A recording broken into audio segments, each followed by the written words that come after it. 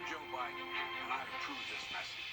Únase a mí todas las noches con las últimas noticias del CSRA, Noticias del Día, en wrdw.com y nuestra página de Facebook.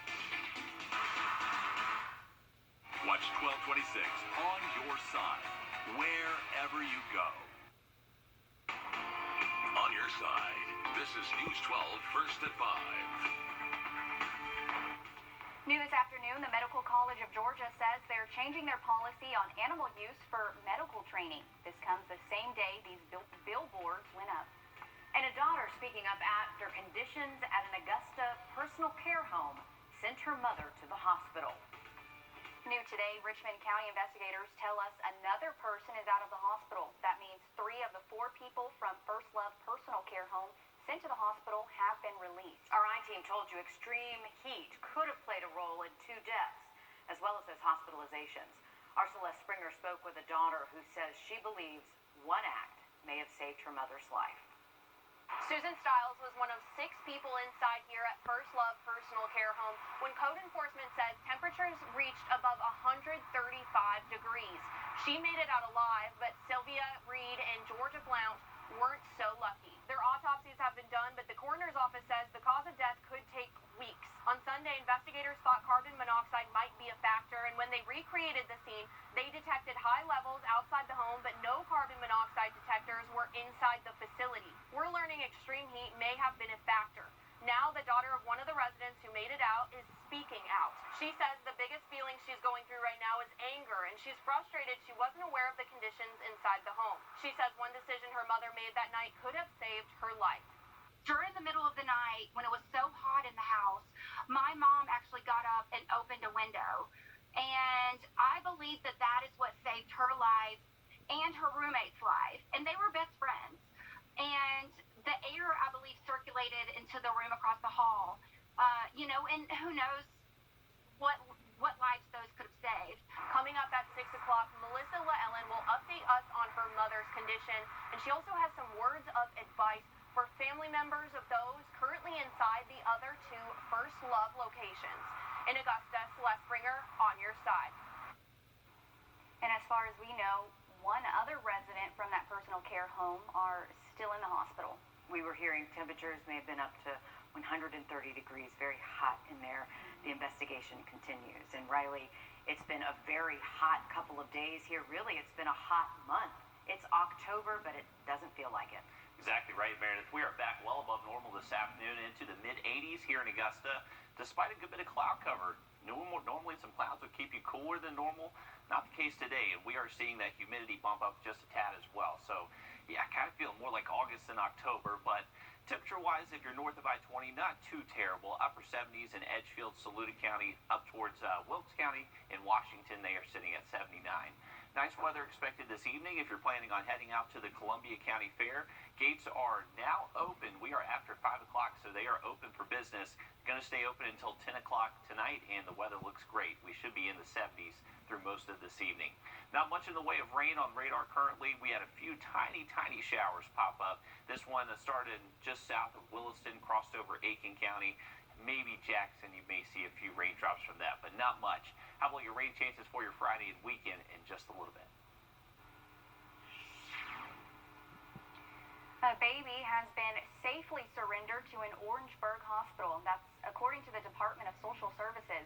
Officials with the Orangeburg Regional Medical Center say the infant was surrendered under Daniels Law, the Safe Haven for Abandoned Babies Act. This is a safe legal option to abandonment. The baby boy was born on Tuesday and weighed 4 pounds, 11 ounces. AU and the Medical College of Georgia is saying they're changing their policy to stop using live animals for medical training.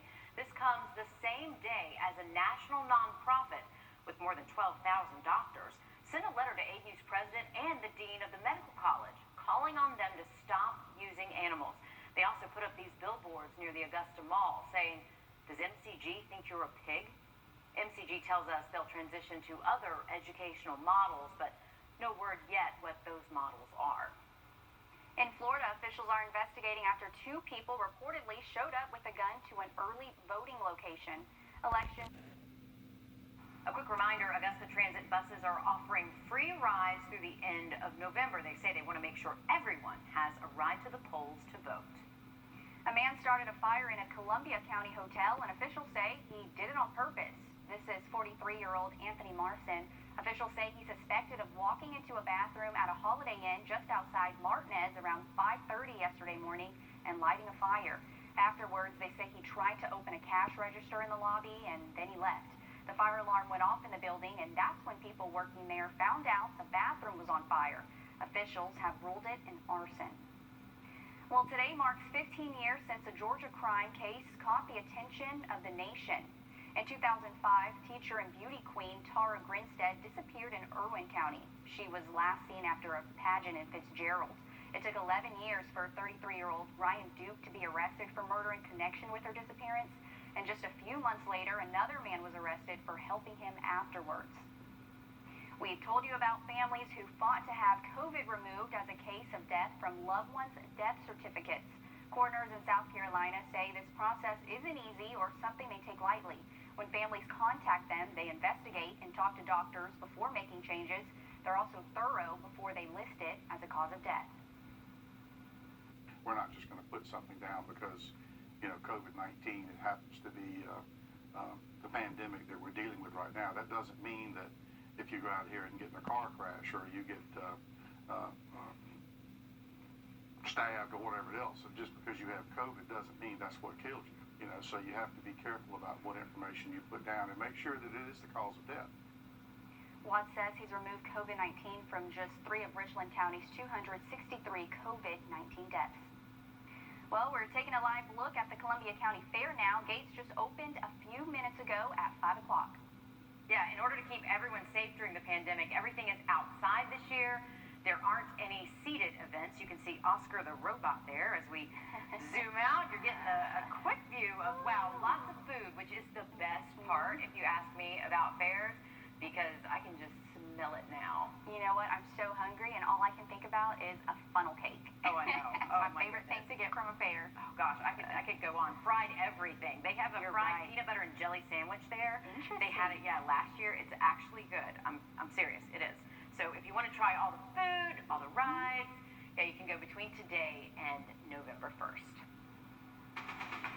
We're used to the pandemic pushing things back, right? Maybe canceling them altogether. But one thing it's not stopping, these ladies' workout routine. What keeps them moving after the break? And if you are heading out to the fair this evening, the weather looks great. It is going to be a little bit on the warm side. Have a look at how long this heat sticks around coming up. Looks like just... Okay, so we know exercise is an important outlet for our physical and... Never have, never will. Now more than ever, we need to bring South Carolina together. If we stop the politics of division, work together for real change, there's nothing we can't accomplish.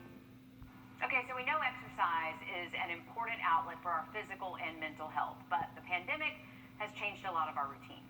And that's not stopping one group of women in Chicago from staying in shape and staying in touch. Sandra Torres has their story. This may look like a typical outdoor gathering between friends, but it's much more than that.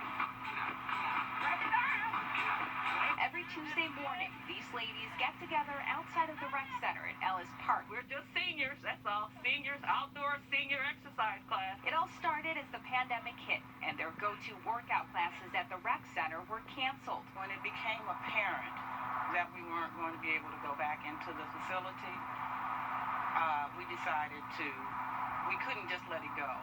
There was something called the COVID-19, which was the 19 pounds that our members were beginning to put on through inactivity and sitting at home eating junk food. So they came up with this idea.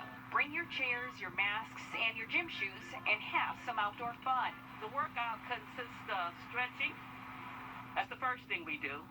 And then we go into our cardio, and then we go into our toning, and then we end off with stretching. 4 months later, they're still at it, even as the leaves change colors and the temperatures drop. We're all wrapped up rather well here. This is Chicago, and we're used to the cold. And as coronavirus cases continue to rise in the city, they're well aware the fun could end soon. But for now, they'll keep on moving. This 45 minutes is very important to me. It keeps me in touch with people who are my age group, and it keeps me active. Hey, I got to give it to them. They're a lot more active than I am. You know what? Me too. I'm like, they're just doing 45 minutes. I mean, I can at least do half of that or something a I day, know, we can right? do that during commercial break here on the set. Exactly. And the sweet thing is, the women in the group say they've become really close because of it. So that's always a positive to working out when you do it with someone. Yeah, and it also holds you accountable. Now they know they can't miss it. That's true.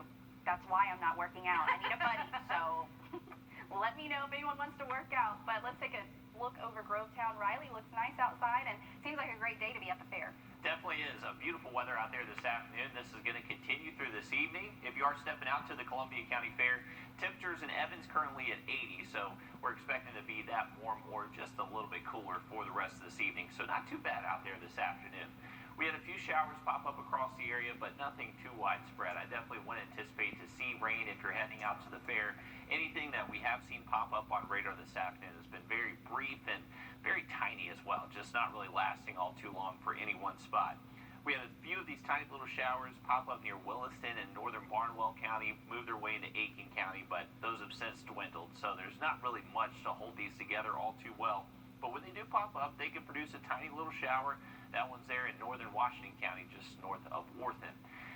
Through this evening, anything that we have out there currently, not expected to last whatsoever. We're just going to have a few clouds after sunset into tonight.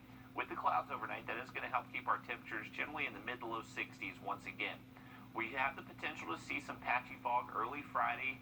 Can't even rule out an isolated shower during the day, but that threat just appears to be very low for most of us. So kind of like what we're seeing out there today, to where most of us are dry, but maybe a few stray showers on radar, nothing too impressive.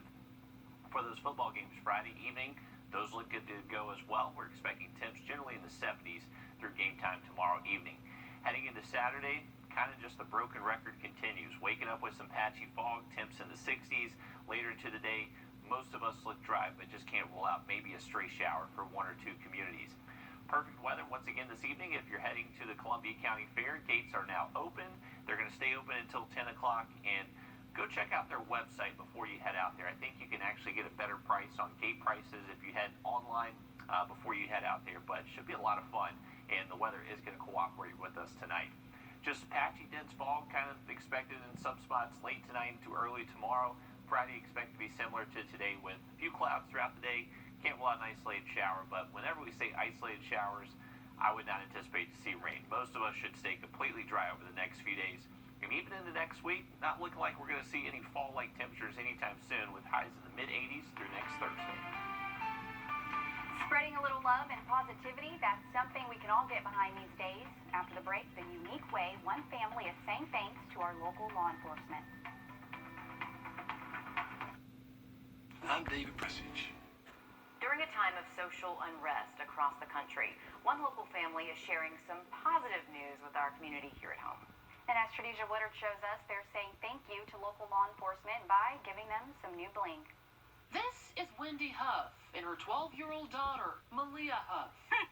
Making bracelets is something they love to do, and acts of service gives them a feeling like no other. So they started making bracelets for the men in blue, the Richmond County police officers. I honestly just felt like this is what God wanted me to do right now. It would be a way to thank the police officers, and since they're always helping us, and I thought it would be cool to return the thanks. Knot by knot. Yeah, it is a lot of knots. Using different shades of blue. It was made with love. Taking up to 15 minutes per bracelet. I hope that it does touch their heart and make them feel hope for the future, because it looks kind of bleak right now. She says they're working to get more community involvement and is encouraging parents and children to join and help them meet their goal of 300.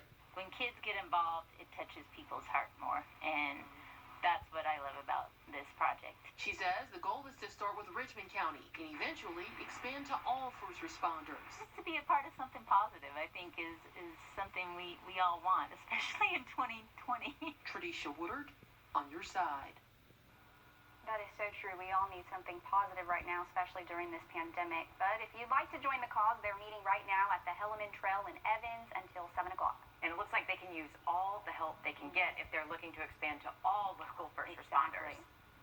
Well, if you're looking for some family fun this weekend, the 3rd annual Grovetown Autumn Festival is happening tomorrow night. It'll be from 6 to 9 at Liberty Park on Newmanton Road. You can wear your best costume and trunk or treat with local businesses and organizations in the community.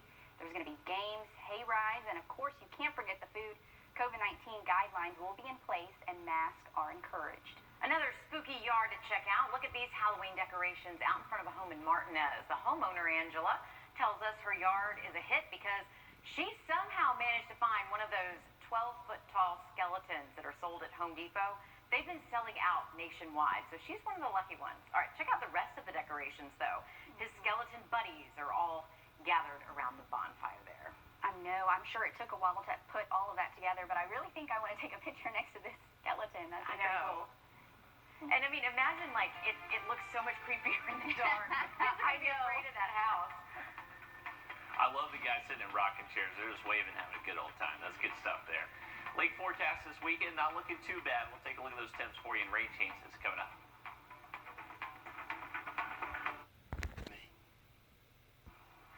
Here's a look at your community calendar. Historic Augusta's 14th annual Walk with the Spirits is this Saturday from 2 to 5. This year's walk will include 2 cemeteries, the Somerville Cemetery and the 15th Street Cemetery.